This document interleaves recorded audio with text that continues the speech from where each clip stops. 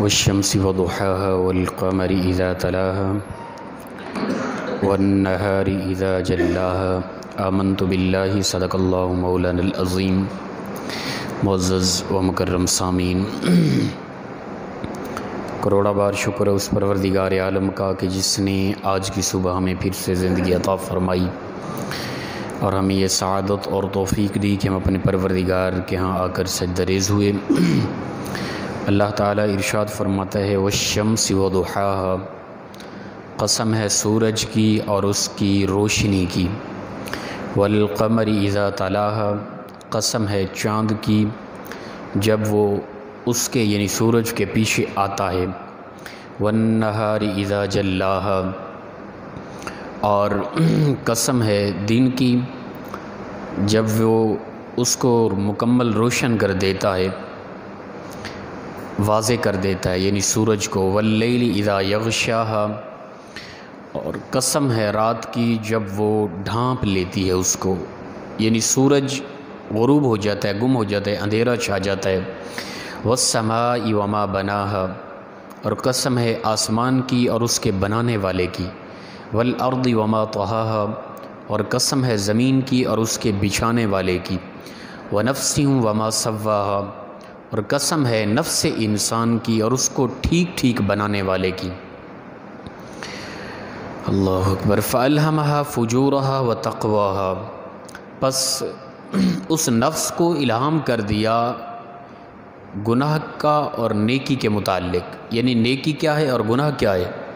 اس کے متعلق آگاہ کر دیا نفس انسان کو اس خالق و مالک نے۔ اب یہ ساری قسمیں اٹھائی جا رہی ہیں، اس کے بعد وہ کون سی ایسی خاص بات ہے جو پروردگار اتنی بار قسمیں، اور ہر چیز کی قسم، سورج کی قسم، اس کی روشنی کی قسم، چاند کی قسم، پیچھے اس کے آنے کی قسم، رات کی قسم، اس کے چھا جانے کی قسم، دن کی قسم، اس کی روشنی کی قسم، آسمان کی قسم، اس کے بچھانے والے کی قسم، اسی طرح اپنے آسمان کی قسم، اس کے بنانے والے کی قسم، زمین کی قسم، اس کے بچھانے والے کی قسم، نفس انسان کی قسم، اسے خوبصورت برابر ٹھیک ٹھیک پیدا کرنے والے کی قسم۔ یہ اتنی قسمیں اٹھانے کے بعد وہ کوئی ایسی خاص بات آگے تذکرہ ہو رہا ہے کہ جس کی ایک خاص اہمیت ہے، یعنی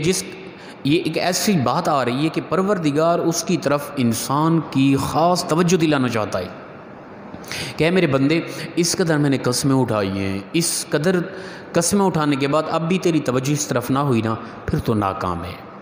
کیا ہے؟ آگے فرمایا قد افلح من زکاها، قد تحقیق کے لیے آتا ہے، بات کی ایک پختگی کے لیے، یعنی دوبارہ پھر قسم اٹھائی، اپنا اتنی قسمیں اٹھانے کے بعد پھر جب وہ بات آئی، پھر فرمایا قد، یقیناً یہ پکی بات ہے، افلح من زکاها، کامیاب وہ ہوا جس نے اپنے نفس کو پاک رکھا۔ یہ میں نے بات ہے، کامیابی کا راز بتا دیا، کامیابی کی ایک حقیقت بتا دی۔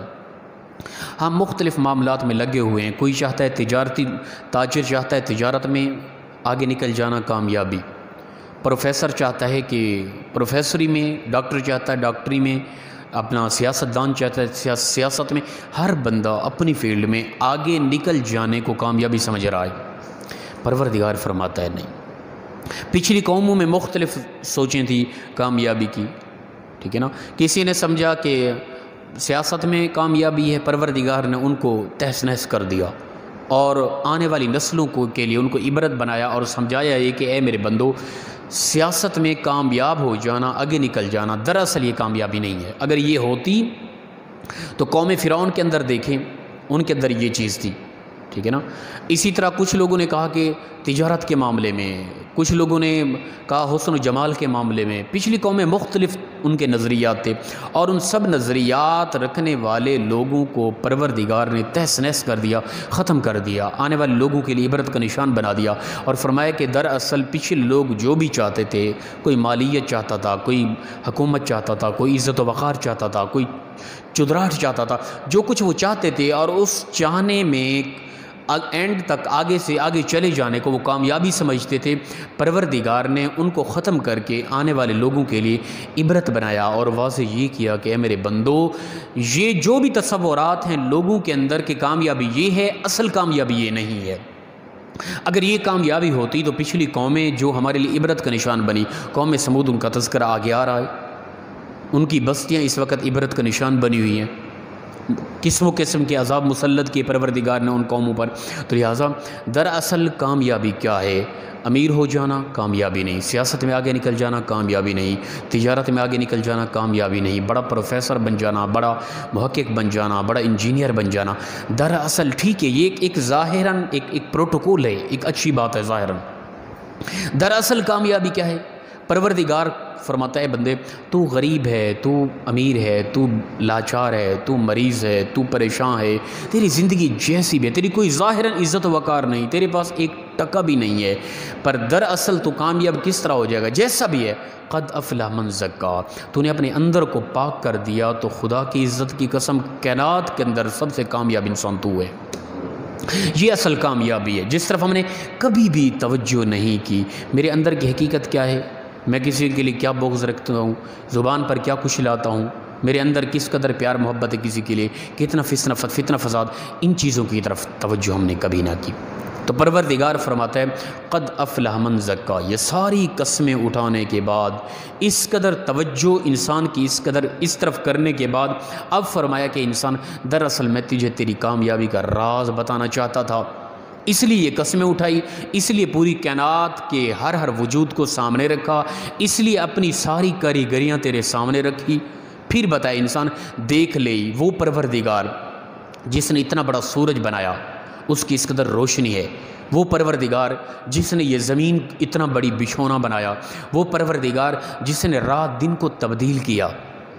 وہ پروردگار جس نے آسمان کو چھت بنایا، وہ پروردگار جس نے انسان تجھے پیدا کیا، وہ خالق و مالک، اس کے نزدیک کامیابی کیا ہے؟ کامیابی یہ ہے کہ تو اپنے اندر کو، اپنے نفس کو پاک کر لے، تو دنیا اور آخرت کے اندر کامیاب ہو جائے گا۔ یہ حقیقت اور یہ تصور پروردگار کے ہاں، شریعت کے ہاں کامیابی کا تصور یہ ہے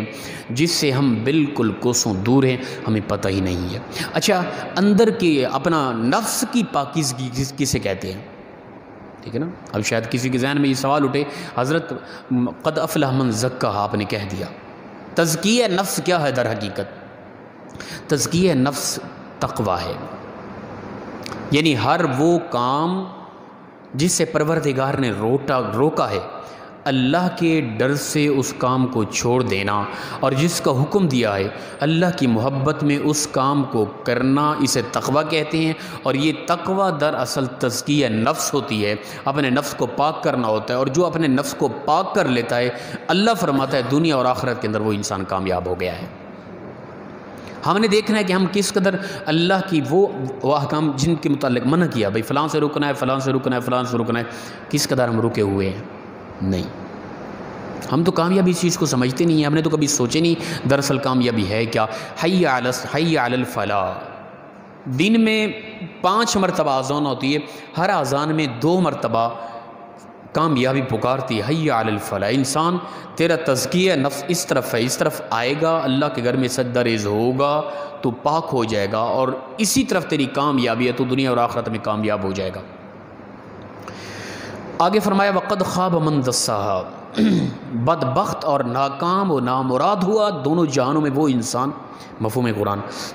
کہ جس نے اپنے نفس کو خاک آلودہ کر دیا، گناہوں میں غرق ہو گیا، جھوٹ ہمارے اندر، فتنہ فساد ہمارے اندر، لڑائی جھگڑے ہمارے اندر، نفرت ہمارے اندر، ٹھیک ہے نا، حقوق العباد کی پامالی ہمارے اندر، حقوق اللہ کی پامالی ہمارے اندر، کوئی حقیقت انسانیت نہیں، کوئی پیار محبت نہیں، کوئی اخلاص چاہت نہیں ہے، کچھ بھی نہیں ہے، بس وہ ایک عارضی طور پہ انداز زندگی گزار رہے مسلمانوں والا، بس نام جو مسلمان رکھا گیا ہے نا، مجبوری ہے، وہ سلسلہ زندگی چل رہا ہے۔ تو اللہ فرماتا ہے کہ انسان کامیاب ہے، وہ انسان بہترین کامیابی اسے ملی جس نے اپنا تزکیہ نفس کیا، اپنے نفس کو، اپنے اندر کو پاک کر لیا۔ یہ نفرتیں، یہ بغض، یہ کینہ، یہ لڑائی جھگڑے، چھوٹے چھوٹے معاملات کی وجہ سے انہیں ختم کریں یار، کوئی پیار دیں، کہ اندر کو صاف کریں، کوئی محبتیں بانٹیں، قوت برداشت بھی پیدا کرے۔ میں کہتا ہوں حسن اخلاق ہم بعض اوقات فی نفسی، میں اپنی ذات کو بھی ملوث کرتا ہوں اس میں، ہم سمجھتے ہیں کہ ہم بڑے محبت والے لوگ ہیں، ہمارے اندر اخلاق ہے، پیار محبت ہے، ٹھیک ہے نا۔ ہم نے اندازہ یہ لگانا ہے اچھا حسن اخلاق کیا چیز ہے۔ حسن اخلاق یہ نہیں ہے کہ کوئی آپ کے ساتھ حسن اخلاق سے پیش آئے آپ بھی اس کے ساتھ حسن اخلاق سے پیش ہیں، یہ کوئی حسن اخلاق تو نہیں ہے نا، یہ تو اس کے پیار کے متعلق ریئیکشن ہے، اس کے پیار کا بدلہ ہے۔ حسن اخلاق یہ ہے کہ جو بندہ آپ کے ساتھ بد اخلاقی سے پیش آتا ہے نا، اس کے ساتھ حسن اخلاق سے پیش ہے، یہ دراصل حسن اخلاق ہے آپ کا۔ میں اور آپ دیکھیں کہ ہمارے ساتھ کوئی بد اخلاقی سے، کڑواہٹ انداز سے، لڑائی جھگڑے سے ہمارے ہاں پیش آئے، ہم برداشت کرتے ہیں کیا؟ نہیں۔ کوئی ہمیں گالی دے دے، ہم مسکرا کے محبت بھرے انداز میں اسے معاف کر کے کوشش کرتے ہیں اس کے ساتھ صلح کرنے کی؟ نہیں۔ بڑے حسن اخلاق والے کہلانے والے ہم سمجھ رہے ہیں اپنے آپ کو، اس طرح نہیں ہے۔ حسن اخلاق یہ ہے کہ کوئی میرے ساتھ بد اخلاقی سے پیش ہے، میں پیار سے اس کے ساتھ پیش ہوں، یہ حسن اخلاق ہے۔ آگے پروردگار نے قوم سمود کی مثال دی، ان کی ناکامی کی۔ قوم سمود بڑے طاقتور لوگ تھے، پہاڑیں تراش تراش کے انہوں نے بڑی بڑی عمارتیں بنائی تھیں، پہاڑوں کے اندر ان کی رہائشیں ہوتی تھیں، بڑی قوت والی قوم تھی۔ تو حضرت صالح علیہ السلام نے پہاڑوں کے اندر سے ایک معجزے کے ذریعے ایک اونٹنی کو نکالا بمائے بچہ، تو اس کا تذکرہ آ رہا ہے، فرمایا کذبت ثمود بطغواہا، جھٹلایا قوم سمود نے اور اس کے ساتھ سرکشی کی، سرکش ہو گئی قوم سمود۔ اذ انبعث اشقاہا، جب کہ ایک بدبخت ان میں اٹھ کھڑا ہوا، یعنی اس نے نقصان دیا اس اونٹنی کو۔ جب وہ اٹھ کھڑا ہوا اس سے پہلے فقال لهم رسول اللہ ناقۃ اللہ وسقیاها، پس فرمایا ان کو اللہ کے رسول نے کہ یہ اونٹنی اللہ کی ہے،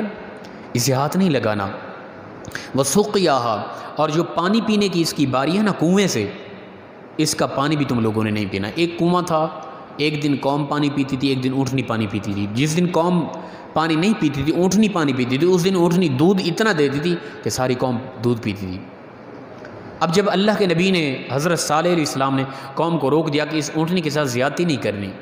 نہ اس کے پانی کی باری کے متعلق، نہ اس کے ذاتی وجود پر کوئی ظلم و ستم کرنا ہے، جب یہ بات اللہ کے پیغمبر نے کی تو فَكَذَّبُوهُ فَعَقَرُوهَا، پس انہوں نے اللہ کے نبی کی بات کو جھٹلایا، فَعَقَرُوهَا، تو اس کی ٹانگیں کاٹ دی۔ ایک بدبخت نے اٹھ کے اس اللہ کی اونٹنی کی ٹانگیں کاٹ دی، یہ ظلم و ستم کیا۔ جب یہ کیا تو فَدَمْدَمَ عَلَيْهِمْ رَبُّهُمْ بِذَنبِهِمْ فَسَوَّاهَا، پھر پروردگار کی طرف سے ان پر عذاب برسا، اللہ نے ان پر عذاب نازل کیا، بِذَنبِهِمْ فَسَوَّاهَا، کیوں عذاب نازل کیا؟ ان کے گناہوں کی وجہ سے،